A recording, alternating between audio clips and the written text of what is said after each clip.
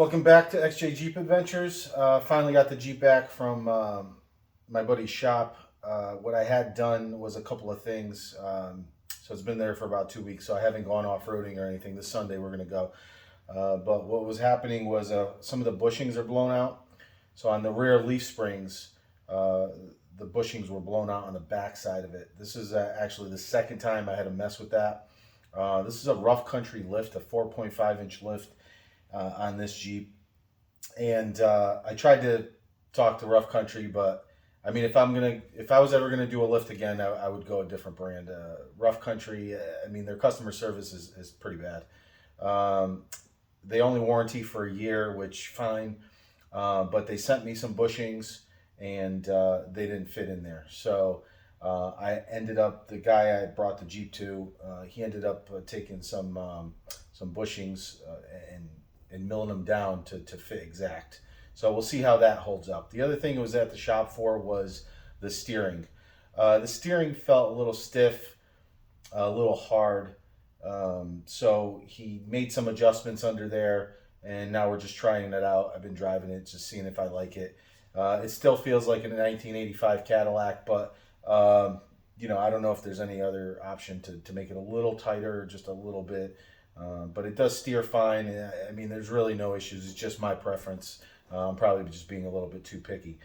The other thing I wanted to just go over is the engine compartment. Basically under here, I haven't done a lot, but a couple of comments were about the auxiliary fans and the air intake and things like that. So just going to kind of go over that today. This is an air raid air intake, and it seals to the bottom of the hood with this seal. It lifts it up higher than the stock one, which is flat, and the stock one actually the air inlet is underneath. So if you are going through deep water or something like that, it could potentially get sucked up inside. So I went with this. Not that I go through that deep of water, but you know what? You just never know. You go into one of these mud holes or puddles or something, you just don't know how deep it is. So I just wanted a little bit of protection and to lift them up a little bit. And then other than that, we have these auxiliary fans, which I'll just go into, and also a couple of other things on that side.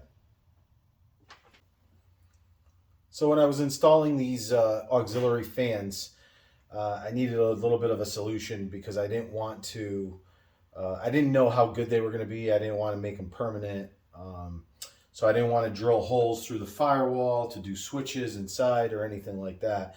So I ended up buying this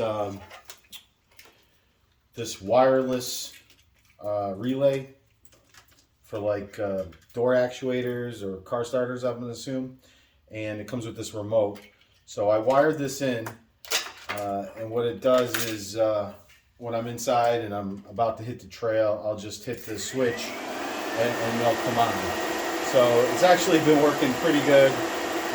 And again, it keeps everything in here, so I didn't run wires through or drill holes through the firewall, and that's kind of my goal. So, if anybody wants this to try it, I can put this in the description. I just got this thing off Amazon. The fans I got off Amazon too. So it works pretty good. It's been keeping the Jeep cool on the trails, and even on hot days, I'll turn it on just while I'm driving around and stuff like that. So on and off, not too bad. Some of the other stuff that I've done under here is I replaced the battery terminals with these. They have extra areas where you could put wires in, which I ended up putting wires that go to this external fuse box. And basically this is set up with a fuse for the fans and as well as the fog lights. Just because I didn't want to tap into the factory harness or anything like that. So I put this on here, just Velcro, no big deal. The other thing I did was I put this switch here for the winch. So it's on if I'm going to use it and off if I'm not. So it keeps the wires no power to the front just in case there's an issue or something like that. Other thing I did was MSD Um, Coil pack, just because the factory one wasn't that good. I replaced it with a different one, and it still was like sputtery a little bit. So this one's been pretty good.